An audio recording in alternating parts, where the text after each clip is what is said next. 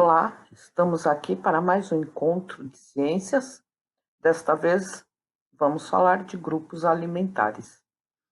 Só que desta vez não serei eu que vou conversar com vocês. Quem vai conversar com vocês é a nutricionista e escritora Rose Biguetti. Ela gravou um vídeo exclusivo para vocês, alunos do 5º ano da Rede Municipal de Educação de São Vicente. Então prestem bastante atenção e após o vídeo, não esqueçam de fazer as atividades da videoaula 6. Boa aula para vocês, até o nosso próximo encontro, tá? Fiquem com Deus, beijos. Olá, eu sou a Rosinéia Biguetti, eu sou nutricionista e eu vim aqui hoje falar um pouquinho de nutrição com vocês. Sabemos que a nutrição ela é algo essencial ao nosso organismo, ou seja, algo vital. Se a gente não se alimentar, o nosso organismo vai à falência.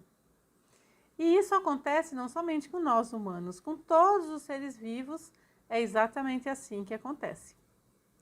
E para nos alimentarmos, nós temos aí uma grande quantidade de alimentos à nossa disposição, uma grande variedade.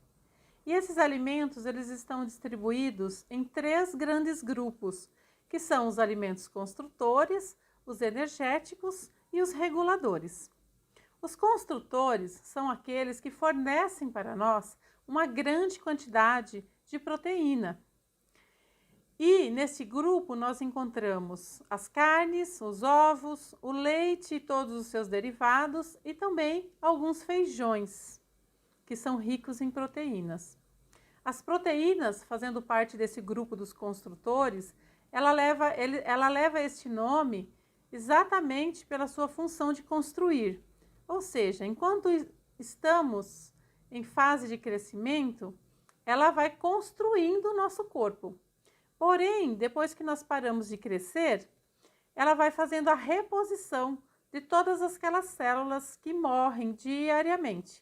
Nós perdemos células diariamente da nossa pele, né? Essas são as mais visíveis, porém, nós também temos que fazer a reposição daquelas células internas, dos nossos órgãos internos, que dia após dia perdem a sua função e nós necessitamos repor com uma célula nova. E a proteína ela tem essa função de construir uma célula nova. E ela está também presente no nosso sangue, fazendo com que nós produzamos diariamente toda a defesa do nosso organismo. Então é a proteína, né, presente ali no sangue, depois de ter passado por todo o processo de digestão, ela vai se tornar em aminoácido, né, e ela vai construir todas essas células de defesa no nosso organismo, os nossos anticorpos. E tem várias outras funções também que nós podemos ver depois. Os alimentos energéticos, eles são aqueles que de fato produzem a energia para o nosso corpo se manter vivo. Então, dentro desse grupo, nós temos os carboidratos e as gorduras. Os carboidratos são aqueles alimentos que nós tanto conhecemos, né? É o arroz, é a batata, a mandioca, a aveia, as farinhas e todos os seus derivados, né? Aí a gente encontra os pães, o macarrão. E as gorduras é o que a gente realmente já tem visivelmente, né? E reconhece como gordura. É o óleo de soja, é o azeite de oliva, é a gordura de porco, por exemplo, é a gordura da manteiga, né, que vem do leite e assim por diante. Nós sabemos também que existem alguns alimentos desse grupo que são gorduras e que são açúcares que nós consideramos como calorias vazias, ou seja, é um alimento que não fornece nada além do que a caloria. E isso não é muito benéfico ao nosso corpo. Quem são esses alimentos? São os açúcares brancos e são as gorduras que nós encontramos aí como óleo de soja, por exemplo. São alimentos que não fornecem mais nada além de caloria para nós. Ah, mas Nós não precisamos de calorias? Nós não precisamos de energia? Sim, precisamos. Mas lembre-se que a nossa opção deve ser sempre por aqueles alimentos que não forneçam apenas calorias, mas que forneçam outros ingredientes juntamente com essas calorias. Então, eu posso fazer uma opção em utilizar uma quantidade menor de um açúcar branco, por exemplo, e optar por um açúcar mascavo, optar por um açúcar de coco, né, que fornece mais nutrientes para nós, ou até utilizar esse açúcar em pequenas quantidades. E no caso do óleo, né, das gorduras de forma geral, ao invés de eu utilizar um óleo de soja que só fornece a caloria provinda mesmo desse alimento à base de gordura, eu posso dar a alternativa de utilizar um azeite de oliva ou um outro tipo de óleo, tipo um óleo de linhaça, um óleo de abacate, né? Para algumas preparações ele é muito bem-vindo. Eu estou citando exemplos, né? Que nós temos que fazer sempre esta comparação. O que esse ingrediente, o que esse alimento está fornecendo para mim? Se ele fornece coisas boas, significa o quê? Que eu posso estar consumindo mais tranquilamente. Se ele não me fornece ingredientes bons, significa que eu até posso usar, mas eu tenho que usar com moderação. E aí o terceiro grupo são dos alimentos que nós consideramos de reguladores. Fazendo parte desse grupo, nós temos as hortaliças, de forma geral, e as frutas. Por que eles são chamados de reguladores? Porque, de fato, os ingredientes que eles apresentam, que eles fornecem para o nosso corpo, regulam todo o nosso organismo. Então, assim, os principais são as vitaminas e os minerais. E as fibras também, que fazem com que o nosso intestino funcione bem. Nosso intestino funcionando bem, significa também que nós estamos fazendo uma boa absorção daquilo que nós consumimos diariamente.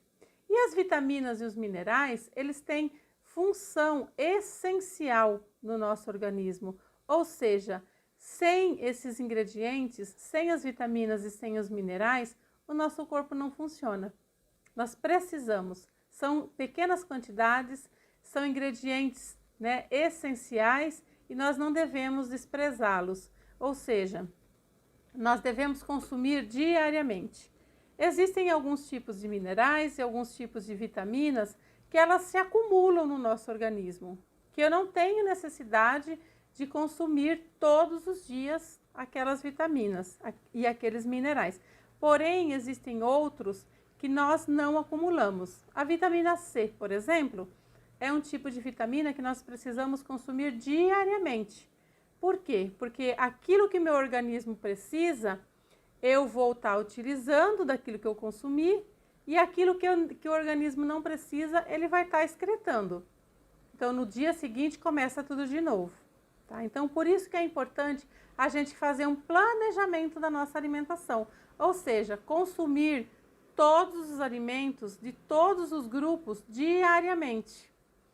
Porque assim eu vou estar garantindo, né? Vamos dizer assim, tentando garantir com que meu organismo tenha diariamente tudo aquilo que ele precisa. Então, essa é uma forma da gente fazer com que nós mantenhamos a nossa saúde, preservamos o nosso corpo, a integridade do nosso corpo. E uma coisa que a gente pode fazer de forma bastante simples para a gente manter essa riqueza de nutrientes que nós podemos encontrar através dos alimentos é montar um prato bem colorido. Um prato que contemple alimentos de todos esses grupos que eu acabei de falar. Com certeza você vai estar promovendo a sua saúde, mantendo a sua disposição física e mantendo também a sua disposição mental, né? Nós precisamos estar bem alimentados, bem nutridos, para que o nosso organismo funcione bem, para que nós consigamos, inclusive, pensar e estudar de forma adequada. O que nós tínhamos então para hoje é isso. Espero ter ajudado e até a próxima. Muito obrigado a todos e bom apetite!